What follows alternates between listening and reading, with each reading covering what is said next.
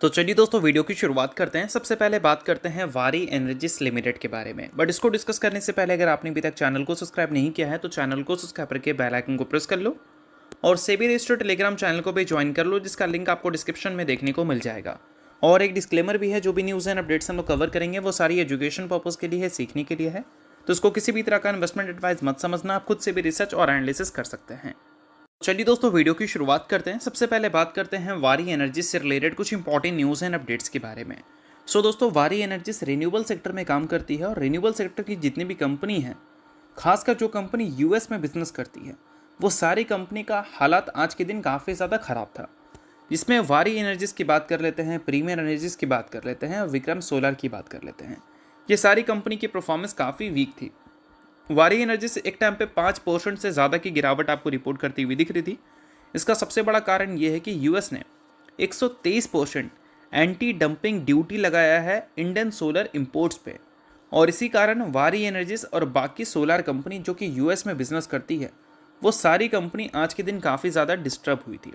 तो सिंपल भाषा में ये कह सकते हैं हम कि वारी एनर्जीज के जो भी सोलर सेल है, सोलर पैनल्स हैं, यूएस में एक्सपोर्ट होते हैं, यानी कि यूएस जो इंपोर्ट करती है वारी एनर्जी से, उस पर 123% एंटी डंपिंग ड्यूटी लगाया जाएगा। यानी कि मान लो अगर वारी एनर्जीज अपने सोलर पैनल, सोलर सेल 100 रुपये में बेच रही है यूएस में, तो 123% एंटी डंपिंग ड्यूटी लगाकर उसको यूएस सीधा 223 रुपये कर देगी।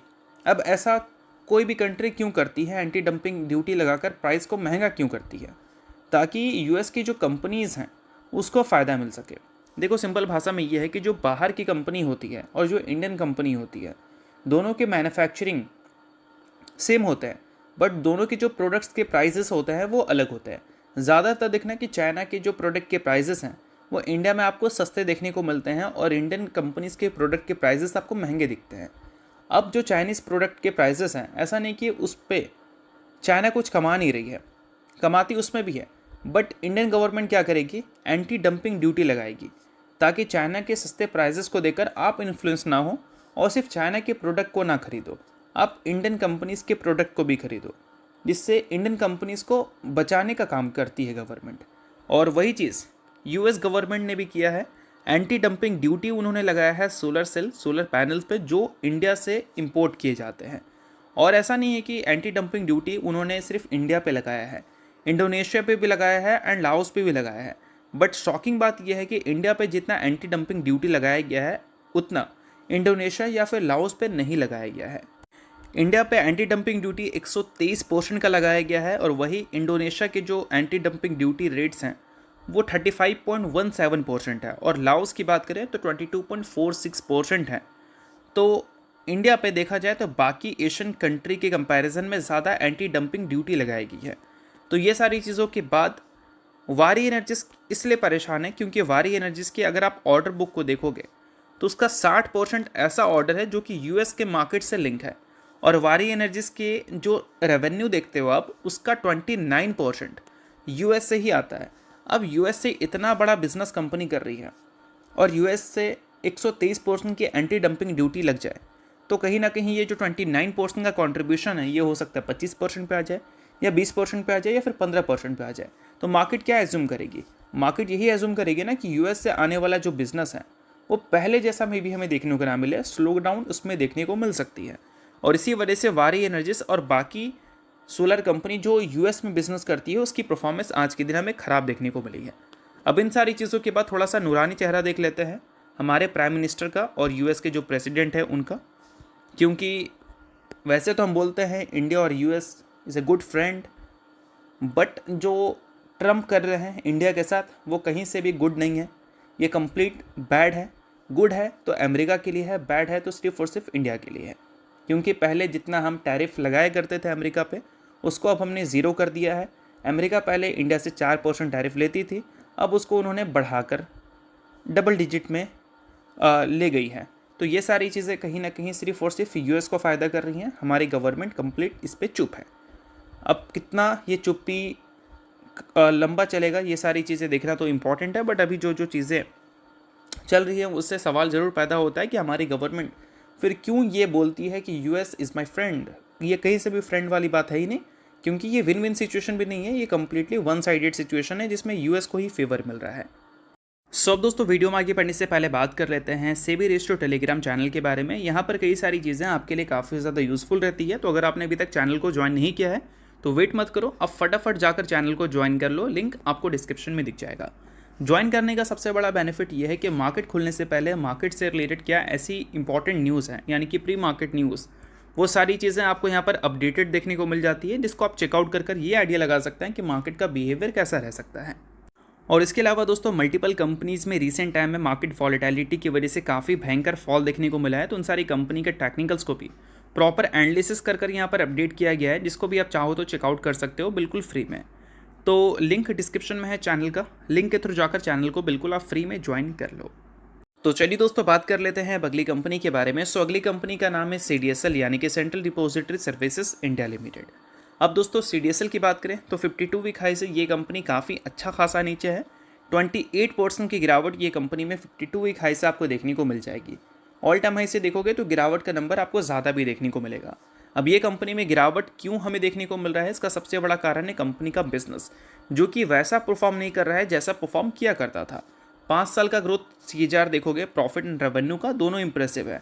पिछले 1 साल का ट्रैक रिकॉर्ड देखोगे तो रेवेन्यू ग्रोथ 1% से हुई है, प्रॉफिट डी ग्रोथ रिपोर्ट किया है। और इसका सबसे बड़ा कारण क्या है, सबसे बड़ा कारण है इक्विटी मार्केट वैसा परफॉर्म नहीं कर रहा है जैसा परफॉर्म किया करता था। बट अगर Q4 की इक्विटी की परफॉर्मेंस की बात करें तो Q4 में जो इक्विटी का परफॉर्मेंस है वो पिछले साल के Q4 से अच्छा है और पिछले क्वार्टर से भी अच्छा है। तो इस वजह से मार्केट इस बार एज्यूम करके चल रही है कि CDSL के जो नंबर हैं वो हमें बेहतर देखने को मिल सकते हैं। तो इस कंपनी के नंबर हमें कब दिखेंगे, तो उसको लेकर डेट सेट कर दिए गए हैं। 2 अप्रैल ये डेट है, इसी दिन कंपनी अपने Q4 के अर्निंग्स को रिपोर्ट करेगी। अब सबसे बड़ा सवाल ये है कि मार्केट क्या उम्मीद कर रही है कंपनी के अर्निंग्स से, वो अच्छे आएंगे या फिर ख़राब आएंगे, उसकी बात कर लेते हैं। बट उससे पहले दोस्तों एक पॉइंट है जो कि आपको ध्यान में रखना है। देखो इक्विटी मार्केट ज़रूर CDSL का अच्छा किया है, बट सिर्फ इक्विटी में ही CDSL डील नहीं करती है, उसके अलावा और भी बिजनेसेस हैं CDSL के एज वेल एज NSDL के भी। और एक चीज़ ऐसा हुआ है जिससे CDSL और NSDL दोनों अपने ऑपरेटिंग प्रॉफिट में डैमेज फेस कर सकती है, ये डेवलपमेंट की वजह से। और एनालिस्ट ने इन सारी चीज़ों को देखकर वार्निंग्स भी दी हैं। तो देखो यहाँ पर मेंशन किया गया है कि CDSL और NSDL दोनों ने अपने जो फेच रेट हैं उसको 20% से कम कर दिया है।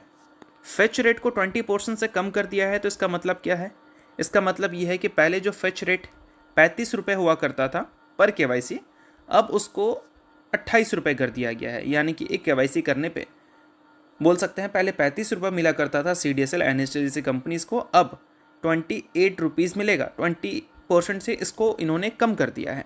तो जो कंपनी KYC में डील करती है वो कंपनी को ऑब्वियस सी बात इससे प्रॉब्लम तो होगा। तो CDSL की अगर हम बात करें तो इसका ओवरऑल टॉप लाइन देखोगे, यानी कि टोटल रेवेन्यू, उसका 20% यही सेगमेंट से आता है। और ये सेगमेंट अगर डिस्टर्ब है तो कंपनी के जो टोटल नंबर है वो भी डिस्टर्ब हो सकता है। तो बाजार क्या उम्मीद कर रही है अब समझ लेते हैं। तो पिछले क्वार्टर में 300 करोड़ के ऊपर का रेवेन्यू इसने रिपोर्ट किया था। इस बार मार्केट उम्मीद कर रही है 282 करोड़, यानी कि Q1 बेसिस पर रेवेन्यू गिरता हुआ नजर आ सकता है। बट वही ईयर ऑन ईयर बेसिस की बात करें तो यहाँ पर रेवेन्यू ग्रोथ हमें देखने को मिल सकती है। और दोस्तों अगर हम बात करें इसके नेट प्रॉफिट के बारे में, क्योंकि टॉप 20% कॉन्ट्रीब्यूट कर रहा है तो नेट प्रॉफिट में भी तो इम्पैक्ट आएगा। तो इस बार मार्केट उम्मीद कर रही है 115 करोड़ नेट प्रॉफिट। तो ईयर ऑन ईयर बेसिस पे देखें तो 15% से नेट प्रॉफिट में ग्रोथ देखने को मिलेगी। बट Q1 बेसिस पे यहाँ पर भी डिक्लाइन हमें देखने को मिलेगा, और वो भी डबल डिजिट से। अब इसका मतलब ये है कि CDSL के ये जो चीज़ें हैं, लाइक कंपनी का ये जो सब्सिडरी डील करती है KYC में, वो सारी चीज़ें कहीं ना कहीं इम्पैक्ट देती हुई नजर आएगी CDSL के आने वाले अर्निंग्स में। और ब्रोकरेज एस्टिमेट लगाकर चल रहे हैं कि जो EBITDA है उसमें 5 से लेकर 6% तक का इम्पैक्ट हमें देखने को मिल सकता है, और ज़्यादा इम्पैक्ट CDSL में देखने को मिल सकता है NSDL के कंपैरिजन में। ये भी यहाँ पर मेंशन किया गया है। तो ये सारी चीज़ों को आप ध्यान में रखकर चल सकते हो, क्योंकि यही सारी चीज़ें इंपॉर्टेंट है CDSL के इन्वेस्टर्स के लिए। बाकी लेटेस्ट कंपनी के शेयर होल्डिंग पैटर्न में FIs और DIs की इंटरेस्ट देखोगे तो काफ़ी ख़राब रही है, जिसमें FIs ने भी अपने स्टेक्स को डाइल्यूट किया है और DIs ने भी अपने स्टेक्स को डाइल्यूट किया है। तो ये सारी चीज़ों को आप ध्यान में रखना अगर आप CDSL के इन्वेस्टर हैं। बाकी सेबी रजिस्टर्ड टेलीग्राम चैनल को ज्वाइन नहीं किया आपने तो ज्वाइन कर लो, उसका लिंक आपको डिस्क्रिप्शन में देखने को मिल जाएगा। अब दोस्तों बात कर लेते हैं अगली कंपनी के बारे में जिसका नाम है ट्रेंट। हाल ही में दोस्तों ट्रेंट ने अपने Q4 के अर्निंग्स को रिपोर्ट किया था। अर्निंग्स के साथ 1:2 के रेशियो में बोनस की भी अनाउंसमेंट की थी, जिसमें कंपनी ने हर 2 शेयर के बदले अपने इन्वेस्टर्स को 1 इक्विटी शेयर देने का फैसला किया था और साथ में 6 रुपये पर इक्विटी शेयर के हिसाब से डिविडेंड भी देने का फैसला किया था। सो अगर आप इस कंपनी के इन्वेस्टर हैं तो बेशक इस न्यूज़ को आप नोट कर सकते हैं। इन्वेस्टर नहीं आप इग्नोर कर सकते हैं, न्यूज़ थी इस वजह से मैंने बता दिया, बाकी ये किसी भी तरह का रिकमेंडेशन नहीं है। तो होप करता हूँ ये वीडियो आपको अच्छा लगा और लाइक कीजिए, पहली बार सब्सक्राइब कीजिए। देखने के लिए बहुत बहुत शुक्रिया।